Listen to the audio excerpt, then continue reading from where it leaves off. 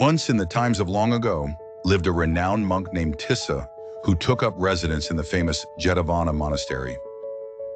He was known far and wide for his strict adherence to the precepts and rigorous discipline, which earned him the respect of many. Yet despite his virtues, he possessed a mind often prone to judgment. One day, as the sun cast its gentle light over the monastery, a new monk, still young and fresh to the monastic life, arrived at Jetavana. His demeanor was unassuming, his robe slightly askew, and he carried himself with a plainness that hid his true depth. Tissa, upon seeing the new arrival, thought to himself, "Here is a novice lacking maturity and understanding." With this perception, he harbored little regard for the young monk's abilities or potential. However, the Buddha always welcomed new monks with kindness and insight. Sensing the disparity in treatment, the Buddha gently asked Tissa, "Why do you judge the waters by their surface, blind to the depth beneath?"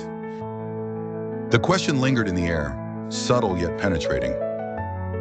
A chance for reflection presented itself a few days later, when the Buddha gathered the monks for a series of sermons on patience and tolerance.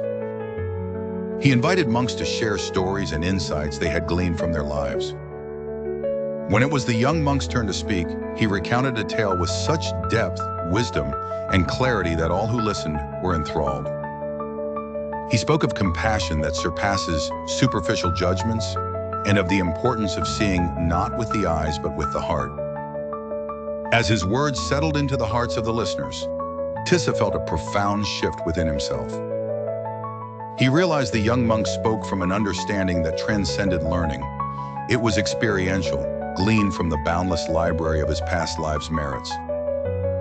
In that moment of realization, humility descended upon Tissa.